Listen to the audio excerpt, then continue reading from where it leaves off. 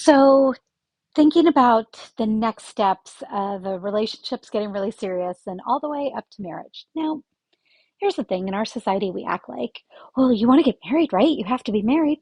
No, you don't. So, I kind of want to get that out of the way right now. Like, we get to make choices and not necessarily marriage and this idea of like your forever and ever person is for everybody. And think about it in society too. How do we know that it's your forever person, your forever and ever person? We don't really help each other a lot with this kind of learning because we say, we'll just know. Like, what does that mean? Have you ever thought about what that means? Like, how do you just know? So, but for some of us, we have been lucky, and thankfully, I am very, very lucky that you do meet a person. And technically, I am a total hypocrite because if you were to ask me, how did I know? I would probably just tell you, I just knew. But I knew that he was inherently good. And I am in a heteronormative relationship. I knew that the way that he loved his family, that I picked up on those things. But I only thought about that in retrospect when I had to start teaching students about sociology of families. But there's one unofficial step sometimes, not for everybody, on the way to possibly being married, and that's living together, which I think is interesting in and of itself. So technically, cohabitation means you've moved in together. You're living together, but you're not married. But here's the definition of it. It's a tentative, non-legal co-residential union, and it doesn't require or imply a lifetime commitment to stay together.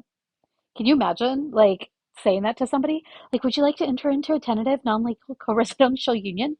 It doesn't require or imply a lifetime commitment to stay together.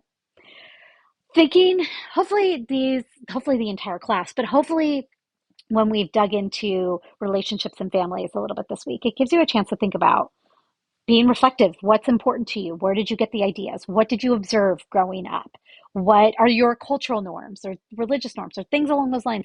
Like, what do you want in life and what are the reasons you want it?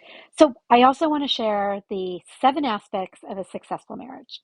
The first one is that you're best friends, which I think is super cheesy. Like, oh, he's my best friend. But that's kind of just me. But I will have students describe to me a best friend. And they're like, they really care about you. They've known you for forever. You left together with them. And I'm like, oh my God. Like, yes, you want your person forever and ever to be your very best friend. Absolutely. No matter how much I cringe at the cheesiness. You like each other as a person, which you probably have seen couples that you're like, do you? You believe that marriage is a long-term sacred commitment, that you will do what it takes. I will be honest with you. I was raised by parents that separated when I was 3 years old. They didn't divorce until I was a teenager because nobody was getting remarried. They had a amicable divorce.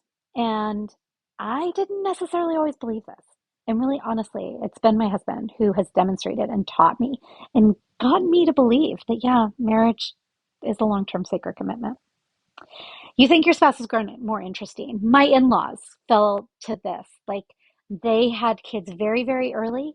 And they had very different ideas of how they were going to live their lives when their kids went off to college. And my father-in-law kind of thought they would have a quiet life. They lived in rural Oregon. And my mother-in-law didn't want anything outlandish, but she wanted to travel. She wanted to come um, here and out to Iowa to see, her kids and her kids' spouses. And she wanted to see places in the world that she hadn't before. And ultimately, that's one of the things that drove them to no longer being together after 33 years of marriage. And so, this particular one, thinking your spouse has grown more interesting, a lot of times I probably would have skipped over it until I kind of saw how important it was right before my eyes. You need to try to the best of your ability to agree on aims and goals. If I could wish anything for all of you, it would be that you could find somebody that even when you're just totally mortified, that you can laugh your you know what off together. And then you want the relationship to succeed. Okay, I'm kind of switching gears really, really fast. But with marriages, oftentimes, not always, right? We kind of think this like 50-50 chance. Couples end, like relationships end, people get divorced, or even just long-term relationships end. And so I want to introduce you to Gottman's Four Horsemen of the Apocalypse. And John Gottman is famous for predicting with like 91% accuracy after watching couples argue for a few minutes whether they're going to get divorced or not. And this is the way that he does it. When he sees criticism or contempt defensiveness or stonewalling, and you can see the descriptions of what they are, he sees that couples are really, really at risk. And he says that contempt is the most highly risky thing to have in a relationship. And so I've been defensive. I'm guessing we all struggle with that at times. I have been critical. I'm guessing many of us can struggle with that at times. Like really not only thinking about these kinds of behaviors in a partner, but also thinking about, wait a second, what are things that I need to work on in order to be the best person I can be for the people that I care about?